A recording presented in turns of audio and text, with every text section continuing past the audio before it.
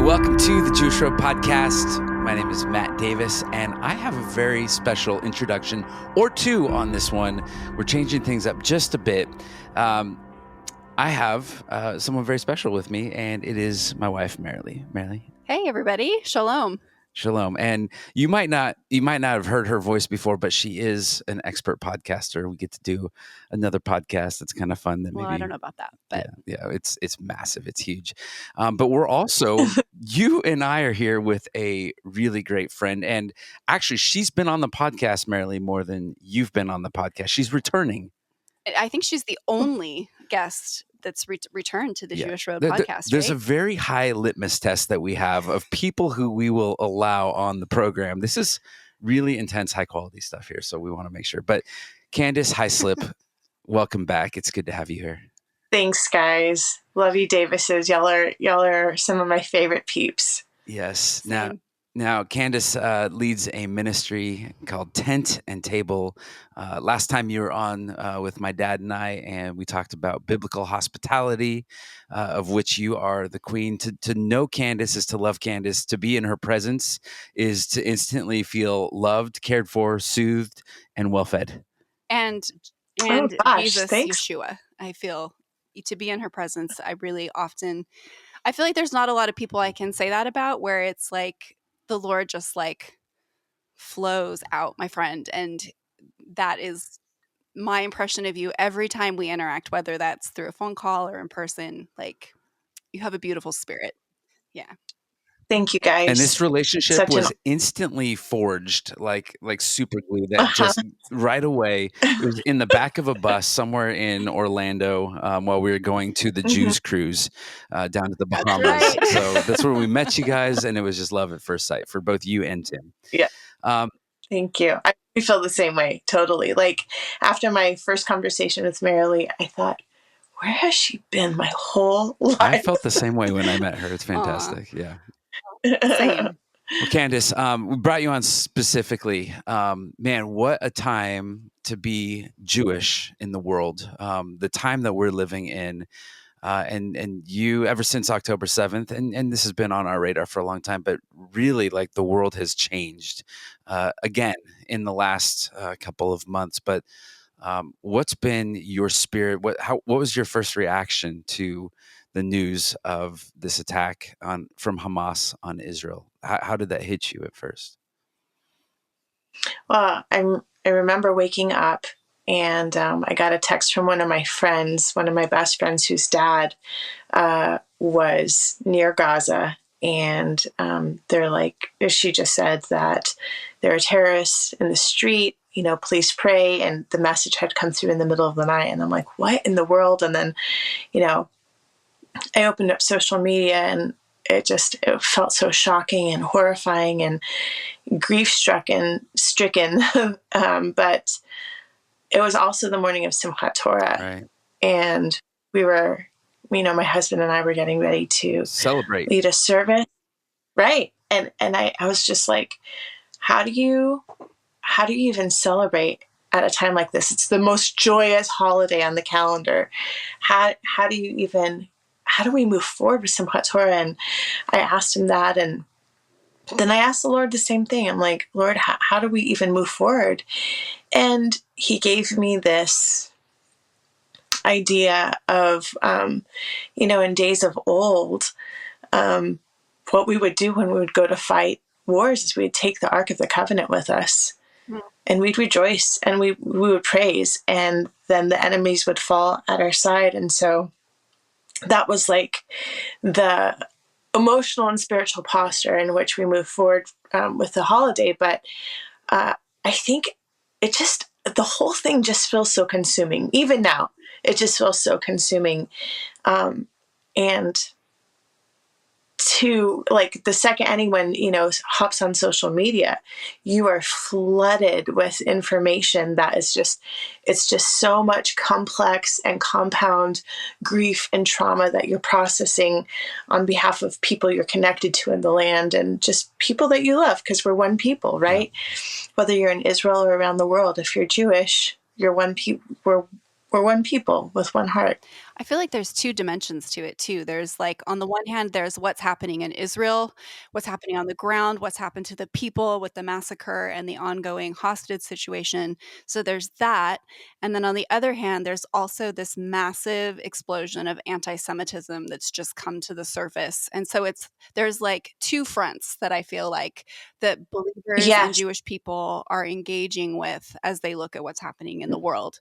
I've heard of Holocaust deniers, and it feels like you can put some space, put 80 years between this event and that event, and you could say, well, I wasn't there, I don't know if it exists, even though there's pictures and all kinds of evidence against that. But to literally have the news and social media and the people who actually committed the atrocities are the ones promoting it and saying, look what we did, and then still people are saying, no, it never happened. And so right, they're actually the ones providing the evidence. And so Right. looking at this week after week, and overall, even in this short time, I mean, you have to play the long game with this, especially if you're reading the end of the book. But we're, less than 2 months into this, and there's a weariness that starts to set in, and really the thing that instigated our conversation with you was something that you just posted on social media, and it was a dream that the Lord gave you. And I know Marilee has lots of dreams. I don't ever dream about anything. I know people tell me that you dream even though you don't remember it. But I once had a giant marshmallow man chase me down a road. But that's as close as I've ever gotten. But yours is real. And you woke up, your pillow was gone. Get it? Yes, you've heard that.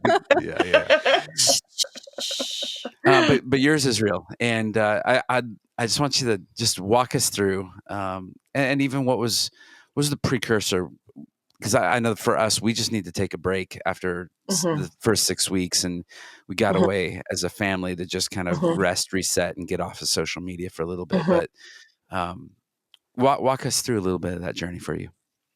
Well, I think just as people, it can be very easy to get caught up in whatever's before us, right? We reflect what we behold.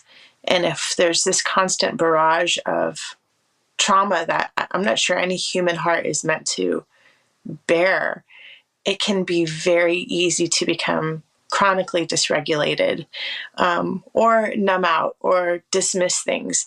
And I've been asking the Lord in the midst of all of it, like, Lord, expand my heart, expand my capacity to be present with my life, with my 5 children and my daughter-in-law and my grandson and ministry and, the robust life of a large family. Help me to be present there, and also help me to be present and not to grow weary in intercession for my people in Israel and for the hostages. And I think that the steady prayer for my own self is just, Lord, expand the capacity of my heart to be present. And so Sunday night I went to sleep. I was praying that. And early Monday morning, and that's usually when the Lord speaks to me, not on Monday mornings, but okay, I was going to say specifically on Monday mornings. Interesting. Early morning, like 4:30, 5 in the morning. That's usually when we have some really incredible and very clear conversations. But I had this dream, and so in this dream, I saw Yeshua, and he motioned to me to follow him, and we were actually in one of Hamas's tunnels. And during the dream, he told me, pray like this. And as we were walking through the tunnels, all of my senses were very connected and very heightened. My sight, my hearing, my smell, taste, touch, all of it. And when I woke up, it felt really more like an experience than a dream. And I asked the Lord, to just help me to process it. And I was immediately led to Hebrews chapter 13, which says, verse 3, remember those in prison as if you were there yourself. And actually in the Greek, it says as if you were chained with them. Remember also those being mistreated as if you felt their pain in your own bodies. That's the New Living Translation, but I thought that spoke really well to like what it said in the original language. But to pray as if we were chained right there with the hostages, and to intercede as if we were feeling their pain in our own bodies. And that was the invitation on how to intercede in the midst of it. And it's a weird thing to think about. Even just biblically, we know Paul was in prison. We know historically, like people have always been in prison. There's always been prisons around. You don't really think about it in terms of what this is, how this applies to what's going on with hostages who are in tunnels, they're underground. And it's, I was telling Marilee, like I've read this. I've read the book of Hebrews before. I'm sure I've read that verse, but the Lord always brings up and highlights different verses, different seasons. But for you, that was a really clear direction of when you pray like this. And so God is really inviting you to have a heart of compassion towards those who are in prison. What is that? How did that change your prayer life? Did that was there a unique kind of refreshed perspective on entering into prayer for the people of Israel for this whole situation that's going on? Well, one, I think like the invitation really, I'm gonna expand this. I don't really think it was just for me. I think it's for the whole body of Messiah. But as we pray, we're not just praying for people. We're praying with them. It's like it's a renewed sense of being present with them, right? And we reference this verse all the time, like God is our refuge and our strength, a very present help in time of trouble. He is ever present. But the invitation was to be present with them also. We're not in the tunnels. We may not have, exhaust burns on our legs, to mark us as a hostage, but we can. The invitation is to step into that place of intercession to share in their sufferings. And really, that's what compassion means. It's this compound word, kom pati, which is to be with, to share, kom, and then pati is suffering. And when we say that we have compassion, it's that we are allowing ourselves to enter into a place of being, of like this ongoing mindfulness, to be present with people who are suffering. And so, did it shift my prayer life? I felt like it kind of locked things in to how I was praying. It feels like when I read your Instagram post and read about your dream with a combination of the scripture with it, I like how you said it locked it in, because for some reason in my spirit, it immediately shifted it from this is something that's happening to people over there to like, it gave me an understanding of how to put myself in their shoes. I don't know why. Like It's a really good way to say that. Yeah, the invitation was to actually sit with the Lord as if I was sitting in prison, or my child was sitting there in prison, like from a mother's perspective. Or I don't know, I can't like tangibly put it into words, but reading what you wrote shifted something in my spirit, and it gave me a deeper understanding of how to sit in this. I think is the invitation. It's to sit in it as if you were there. And I think how we normally talk about prayer is I will pray with someone when I am with them, and I will pray for someone when I am not with them. So this idea of praying with someone even though I am not with them is a twist. It's a weird to put ourselves into that situation is just different than anything that I normally think about. I can pray for them because they're over there, but I can't pray with them. And so this is it is a shift. I think it's a good thing for us to think about it like that. Yeah, I think so too. Do you feel, you said that the Lord like heightened all of your senses, like you were very connected to how it, with how things looked, how it smelled, like can you talk a little bit more about that? Like, was there something in that that also gave you additional insight into pray or how to pray? Was there something specific that stood out?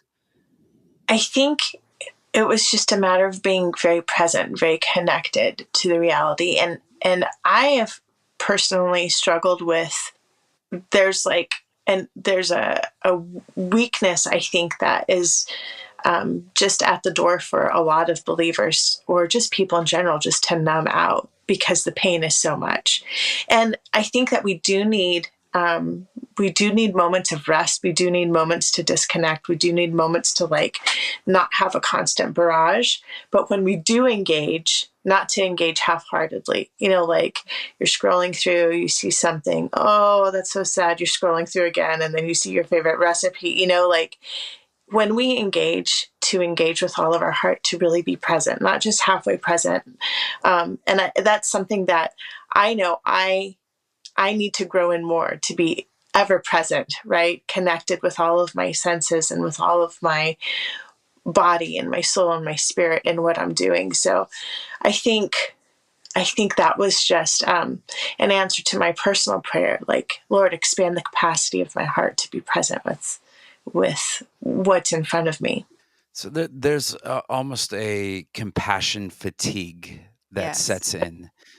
And it is what we start to feel. And I think, some of us, and especially if you've endured any trauma before, Mhm.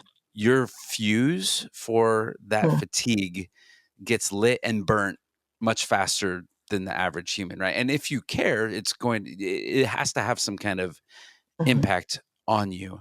Mhm. Um, and I know even in the marketing world, we talk about the human soul, the brain can only take so much. Like if you have a nonprofit that's going to feed homeless or those who have disease in Africa, you can only show so many pictures of trauma and pain before the human brain just kind of shuts down and says, I can't do this anymore. It's just too much. I need a story of hope. We've had Mhm. hope break through in the last week or so, as we've seen. I think the count is about 102 hostages that have been set free, and there is a release, but there's so many more that But are then we also left. have the stories coming out. It's good that they're being released, but then they're starting to talk about what they experienced and what they saw. And then it's another level of it's almost worse in some ways, because as collective humanity now we know for sure what Mhm. they were actually experiencing. It's not just an imaginary prayer. It's oh my Right. gosh, this is what real And people. I think what we're hearing is probably very limited, because a lot of the people who are talking still have a father or a mother or, someone from their family Right. that is still a hostage. And I think it won't be until all the hostages are returned that we'll really get a full picture of the reality of what happened, beyond, minimal amounts of rice or pita, or a tin of tuna to spread between 4 people. I think we're getting snippets, but I'm not sure we're going to get the full picture until all the hostages are home. Yeah. Can you speak to somebody who just feels burdened and weary and I need Mm. to step away from all of this? What do we do in our relationship with the Lord? What are some good boundaries to set for ourselves? What are some things that we need to do, just to even stay in the fight while also preserving our hearts in the process? Mhm. I think the biggest thing is to lean into, what is the Lord inviting you into? That's it. Because some of us can we can carry false burdens, or, you know, we just, we sometimes we know what we can handle, and sometimes we don't know what we can handle. But if we can just submit this area of intercession to the Lord and say, Lord, I need you to, you know what I can handle. You know my limits better than I know them. Invite me into those places, and then tell me when it's time to rest. And there are intercessors all over the world. The weight of the world to intercede for the hostages is not just on one person's shoulders. I mean, of course, Yeshua's, but he's raised up intercessors all over the world. And there are times there's 24/7 prayer happening. And it's not just, if you're a person who has a burden. It's not just your responsibility. The whole body of Messiah is being raised up. So ask the Lord, Lord, when is it my shift? And then when it's your shift, and when he maybe he's waking you up, at night, or maybe you have a pocket of time and he's putting people on your heart. When it's your shift, go. Be present. Pray as if you yourself were there. Pray as if, you're feeling the pain in your own body. And then when your shift is over, rest. And don't have some kind of false burden that it's only your responsibility. It's all of our responsibilities. That is such a good word. I was just going to say, I think the reason that your message is so important is because I think there's a lot of people, like myself included, who lived in this nonstop for the first maybe month. It was very all consuming. We thought about it all the time. It was hard to engage and do normal life things because our hearts and our minds are somewhere else. But I think just human nature and the human brain, like we've been talking about, can't stay in that place forever. And so I love what you posted, because I think, even what you're saying, it's giving people how do we what's the long game here? Because it is a long game. It is a long game. It's a long game. So Mm-hmm. how do we stick with it, and how do we endure and remain connected? And at the same time, just the nature of living is we do have things we have to take care of. We have children to care for. Our life keeps happening here in Arizona or Kentucky, regardless of what's happening over in Israel. So I just think there's so much wisdom in what you're saying. Thank you. How have you dealt with things in finding the balance between life happening here and all of our heartstrings connected to everyone in Israel? For me, I think I'm trying to figure that out. As a person who struggles a little bit with anxiety, I'm sure I'm not alone in this. The things that have been happening in Israel and the rise of anti-Semitism, I definitely feel a rise in anxiety in my spirit. And I think what I've been trying to ponder is, how do I stay connected and in prayer and knowing what's going on, because I want to remain connected. I don't want to numb out. I don't want to disconnect. But how do I live also in the inner peace that Yeshua calls us into, in trust and security of him, as anti-Semitism rises in our own country, as we hear the horrors coming out? So I think the answer to my question is, I'm in process.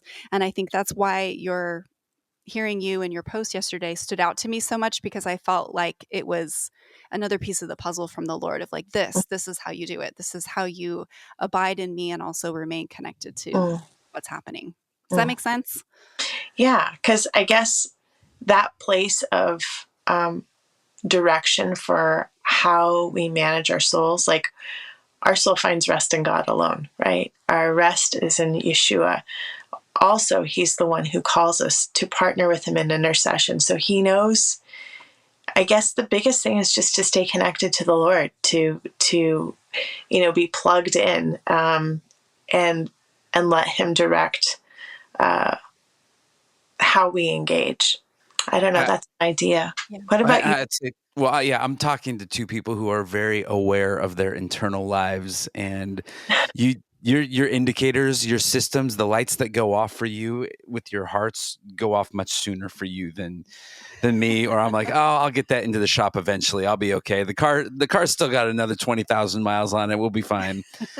So my indicators are when Marilee's starting to indicate, I think I just need to step away from social media for a week and care for myself. I'm like, I'm just going to keep going. I'll double down. So I need to pay attention to that. But I look at this and the rise of anti-Semitism, right? I feel myself going in roller coasters and waves of you see something like even the Christmas tree lighting at Rockefeller Center.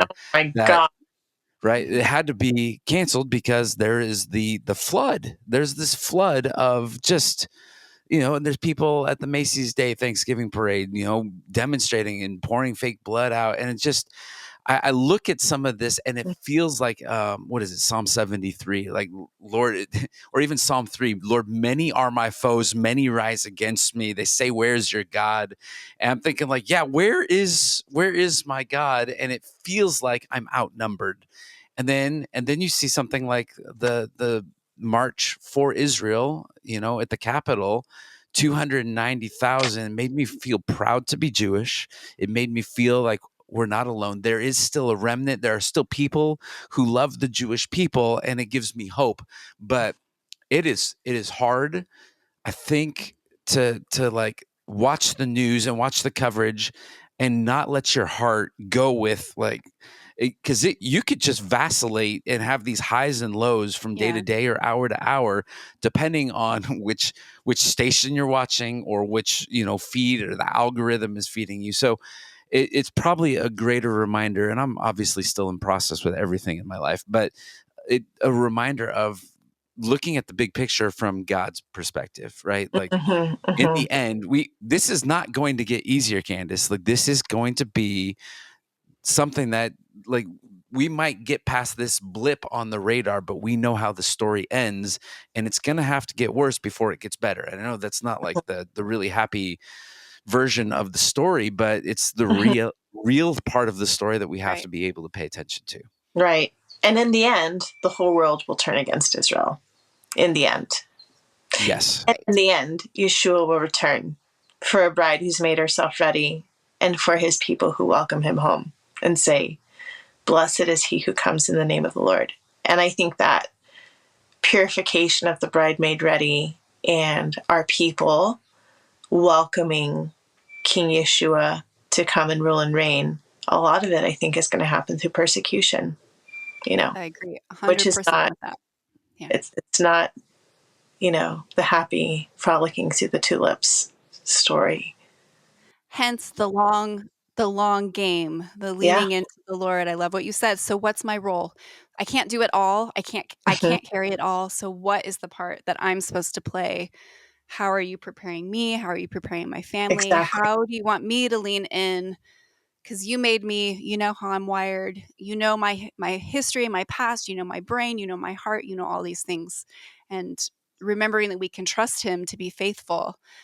And I love what you said too about the whole, like the body of Messiah across the whole world is carrying this. And to remember, yes, 24/7 there are people praying, and that the Lord is going to be faithful to direct people to pray for all different aspects of Right. this.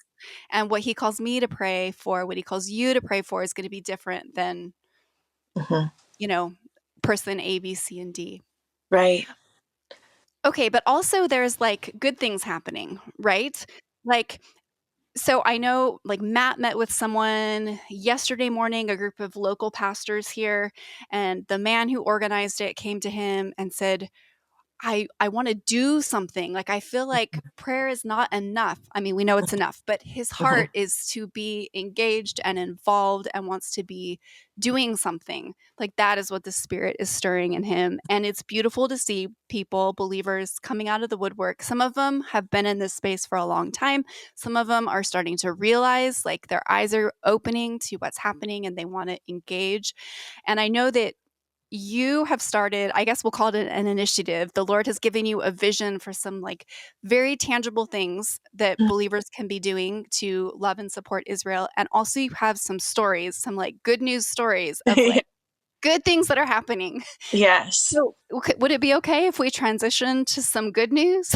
Yeah. No, Yeah. that's the other podcast. We don't do that Oh, here on this this is just podcast. the bad Just- news. no, bring it, Candice.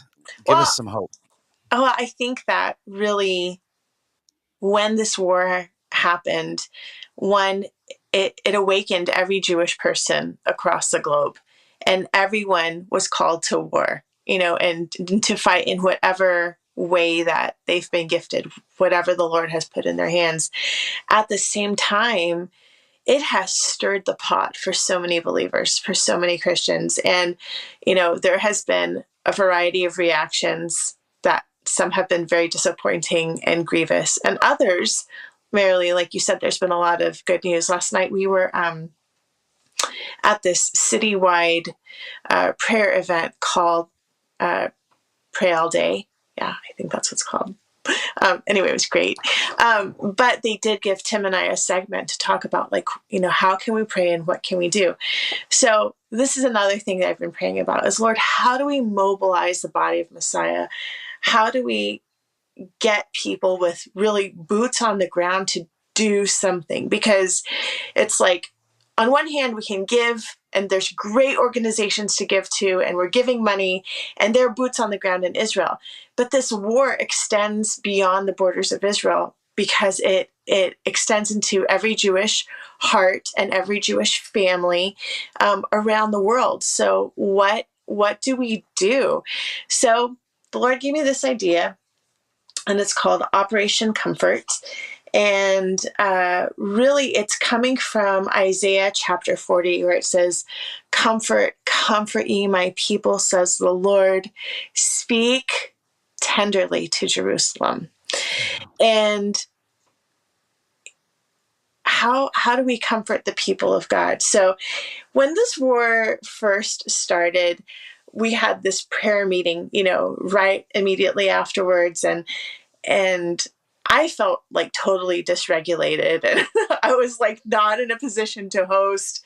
I just couldn't really function. I was just weeping all day, and it was so consuming. And the first person, I hear the knock on the door, and I, come down, and I'm like, I have to like just get ready to receive people. And the first person who came was this elderly woman from Holland, who she and her family hid Jews during the Holocaust, and they lived right next door to a Nazi like outpost. Wow. And they were hiding Jews in their home right next door to this Nazi station. And as a little girl, she would go and escape from her home and raid the Nazi camp, not a camp, but their little outpost, and steal food and go give it to the Jews that they were hiding. Wow. And welcome to the prayer meeting. Huh? Welcome to the prayer meeting. The Lord was like, "This is what I have for you today." Yeah. And we've known her, just not intimately, but we've known her for a couple of years, just being connected. And she just grabbed my hand and she said, "I just knew that I had to be here with my people." And she's like, "I'm not one of you, but I love you as my own." And those words of comfort, oh my gosh, it was so healing to my soul. And, I am a believer in Yeshua. I do have the hope of glory in my heart, but I needed comfort from a Gentile. Right. And we, as Jewish people, we can give ourselves all the comfort, and then we also commiserate together. Like, oh my gosh, but to have comfort coming from a Gentile that said, "I stand with you. My heart is with you. I'm here." That was so incredible. And I have to tell you, it gave me so much strength in my spirit and in my soul. It was so nourishing. So with Operation Comfort, the first thing I just want to say is I want to see the body of Messiah mobilized to bring comfort to hearts that are war torn through compassionate hospitality, with words of comfort, with gifts of comfort, and with meals of comfort. So words of comfort are so powerful. Whether it's you showing up and just saying, "I stand with the Jewish people," if it's you pulling out your phone and texting a friend and saying, "Hey, I just want you to know, your Jewish friend, I just want you to know I'm thinking about you. You're really important to me. And I'm standing with Israel. I'm standing with the Jewish people." Maybe. And can I say, I even want to say, like, even more than texting, what I've been doing a lot of lately is the voice to text. Yes. Not that it's writing out the words, but you can actually record a quick message and send it. Yes. Because somebody just said, like, "Hey, love what you're doing, and want to be able to support the work of the Jewish Road." And I just jumped on and did the voice to text and just said, "Hey, thank you so much. Like, that means a lot." And then she texted back and just said, I teared up at just hearing your voice. And it was just so good to be able to do that. So I would say, even beyond, give your thumbs a break and just jump. And it's actually faster. Just leave a 1-minute message so that they can hear. We miss tone, we miss the face, like, just, or even record a video and real quickly just send that over, right? Like I think that it's Love even more it. personal to be able to hear the voice. I I agree. agree with you 100%. But just words of comfort, just to say, we're with you. And actually, there's a lot of Jewish influencers right now who are saying the biggest support we've gotten is from Christians, and it's blowing their minds. And they're making reels about it and how Amen. Christians are coming out of the woodwork to support the Jewish people. And Gentile Christians, this is your moment. Like, we've never had an opportunity in the history of the world, I think, like this, where you can step in to be the hands and feet of the Lord to comfort his people and speak tenderly to the Jewish people. It's amazing. I think it's fantastic, by the way. You just said the word Jewish influencer, and I didn't even that's such a funny. Anyways, we'll move on. I've just never heard those two words put together like that. It's good. And you're a Is. Jewish influencer. Is that right? Yeah. I'm going to have to think about that a little bit. Okay. So that's words of comfort. We're moving on. Next words thing. of comfort, gifts of comfort. So I was meeting with a couple of clients, and I came home, and then someone from our staff said, "Hey, Rabbitson, there's this, someone left flowers outside of your office." I was like, "What?" And there were these beautiful flowers with this handwritten note that said, "We love all our Jewish brothers and sisters. We're praying for the peace in Israel. Love, your Christian brothers and sisters." And it was written on, it was not a fancy note. It was written on just regular notebook paper, torn. And I have it, and it's going to be in my Bible forever. And just that expression of solidarity and a gift meant the world to me. And if it meant the world to me as a Jewish believer, how much greater impact is that going to have on someone who has not met Messiah yet? That's just going to be incredible. Before you even said that you got flowers, when we go to California, we're going to California this weekend. We're having lunch with our beloved Hebrew teacher that we love very much. And I was thinking, when you said gifts, I'm like, let's bring her a gift. And it made me think, I wonder tonight at our Jewish Road meeting, if we could do something similar, have a card and say, this is from the Christian community in Lexington that loves Israel, and this is for you, and give that to her on the behalf of people here. I don't know. We can edit this out later if it's not supposed to be in the podcast. But I was fantastic. just like, oh my gosh, I love it, Candice. I love it so much. I love it. It's just, and it doesn't take much. It doesn't take much, right? It doesn't even have to be on a. Much. It could be on a napkin. Yeah, totally. Yeah. It could be on a napkin. I was on a flight from San Antonio back to Phoenix, and I was making a watercolor card for someone, and the flight attendant came, and she saw me, and I was writing in Hebrew, and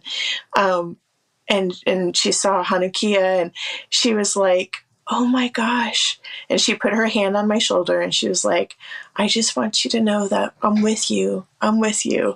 And she came back to offer me another drink or whatever. But it was so kind. But it doesn't take a lot. It just takes someone stepping out of their comfort zone and opening their mouth and saying, "I'm with you." That's it. Let me just normalize what you said, because not everybody's going to be able to be on a plane doing a watercolor and writing in Hebrew and has a Hanukkah. Although some people just heard that and said, if I do that, I'll get an extra drink on the plane, and that's not bad. But I love how you just said it doesn't have to be very, very complex. But I was watercoloring on the airplane. Did you also have an easel out over there in first class? Okay. Not in first class. No. We have a very humble income. I think a beautiful part of this too that I'm noticing as you're speaking, though, and just a shout out to the beauty and goodness of God, is that He's actually showing you how to comfort people by Him comforting you. He is the one that is initiating these things in the hearts of people around you. So He's meeting your needs, because that is who He is and how He operates, and meeting you in the parts that you need to be touched. And through that, He's showing you how to love others in the same way. And so I feel like 100%. Isn't God amazing? Isn't God amazing? Yes. And you're so right. And I love how you like identified that, because that's exactly what happened. And so meals of comfort, this is another thing. And here's the thing, this idea of believers being empowered to combat anti-Semitism through compassion-based hospitality, it flexes to what's in your hand. It doesn't have to cost a lot of money. It doesn't have to be something that you're not. It doesn't require skills that you don't have. It just, like, you have to use what's in your hand. So whether you're sending a voice text or you're giving someone a chocolate bar from Trader Joe's and say, hey, I thought of you, and you give it to your coworker. I know this might seem silly, but I just want you to know I'm thinking of you. I'm standing with you. It doesn't matter what it is. It's just something. Or a meal of comfort, whether you're taking someone out to your favorite coffee shop or you're saying, hey, on your lunch break, let's go grab tacos together. I want to hear your story. I want to hear how this war has impacted you. And you're just making space so that someone can be seen, they can feel safe, and they can be soothed by your presence. And if they cry, it's okay to cry with them. Actually, we're admonished to weep with those who weep. And there's something so healing in that. And right now, there is a measure of comfort that we receive from our own people, but we all know we're in this together, except for the crazy ones, that minuscule group, But the comfort that we need is actually from Gentiles who say, you're not alone. We're with you. And there's never been an opportunity like this for the body of Messiah to extend the comfort of the Lord to the Jewish people in such a tangible way. I always keep coming back to thinking that here and now, this is an opportunity for the Gentile church to start exercising those muscles, maybe some muscles that have never been worked. Maybe there's something that's always been in their heart, a love for Jewish people or something beautiful, but they've never actually put their money where their mouth is or haven't hit the road, with actually doing it. And I think that the time is now for the church to start doing these things and exercising those muscles of loving the Jewish people and loving Israel, because it's only going to get harder. I think that's the reality, is it's only going to get harder to stand with Israel as the years go by. And so we need now to be, if you can't do it now, then it's going to get harder. It's going to get harder to do it as time goes on. I know some people listening, they're thinking to themselves, like, I just don't want to offend them. So don't give your Jewish friends honey baked ham or bacon. That's the first step. But the second thing is, I would rather offend somebody with good intentions and kindness than to have my silence make them feel isolated and alone, right? Or wonder. Yeah. And I think that is a human need. Our greatest fear as humans is that we would be left alone. And all throughout history, the story of our people is that we have been left alone, that the Jewish people have not had a friend in the world at many different phases throughout our history. And so to know that there are people who are not us, because obviously sometimes that's all we feel like we have, but to know that there are people. We had somebody who's part of our community here locally that just stopped by Jewish Road headquarters and brought us a tray of cookies and just said, we love you guys. And we appreciate what you're doing. Is like, how did you get our address? Yikes.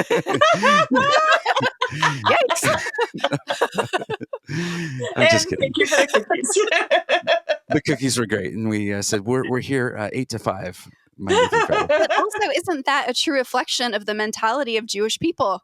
It was a beautiful gift. And also, how did you get my address? If you can get it, who can get it that doesn't have good intentions? That's the reality that the Jewish community is living in right now. Yeah. Candice, what I love too about Isaiah 40 and comfort ye, oh my people, right? It says speak tenderly. Another version says speak kindly, but in the Hebrew it's Devar Lev Yerushalayim. And God. What our English translation is missing there is that word lev. It's really speak to the heart of Jerusalem. Comfort. What do you speak? Speak comfort to the heart of Jerusalem. And if you're going to speak anything to the Jewish people, you have to speak it to their heart. You have to speak comfort. And so that's what I love. We have words of affirmation, we have gifts of affirmation, we have meals of affirmation, and to bring that comfort there, I think is a game changer. And I think you don't have to go there and have the gospel from the Old Testament memorized and ready to go. You are preaching the gospel to the Jewish people when you do any one of those things, to speak 100. to their heart. Yes. And just create a space, a safe space where they can be. That alone is so healing. But I love that. Speak to the heart of Jerusalem. That's so good. I heard this pastor recently, and he wasn't saying wonderful things, but he was saying, it says pray for the peace of Jerusalem, not pray for the peace of the Jewish people. But literally, Jerusalem is the heart of Israel, and it is the heart of the Jewish people. It's like telling someone, I'm only going to pray for your heart, but not the rest of your body. Wow. But when it says, speak tenderly to Jerusalem, or to the heart of Jerusalem, or to pray for the peace of Jerusalem, this is the epicenter. This is the heart of everything that we're connected to as Jewish people. Yeah. Candyce, we want everybody to know you, so that maybe one day they'll sit on an airplane and you'll have your carved out little seat on the plane. And if you ever are on a plane and somebody's watercoloring, there's only one person in the world, and it's Candyce. But Candyce, how do people follow you in your journey? Where can they connect with more morsels of good wisdom and direction? Oh, thanks. Well, right now, the best place to connect with me is on Instagram at tent_and_table. Good. And we'll put that in the notes. So all you have to do is click on it. It'll be super easy. Or if you're following us on the Jewish Road and you look at people who are following us, or all of the things that we repost that are hers, it's just fantastic. You'll find her very easily. But guys, it's a beautiful I'm so resource. honored to be a part of your lives, and so grateful to call you friends. Good. Well, when you move into Kentucky, that's what we got to say. Well, Candyce, thank you for coming on. Say hi to Tim. We love you. And we will continue to speak kindly, to speak tenderly, that comfort to the heart of not only Jerusalem, but to the Jewish people. We love you. And thank you for coming on. Love you, friend. Love you too. You too. Bye, guys. Bye. Shalom.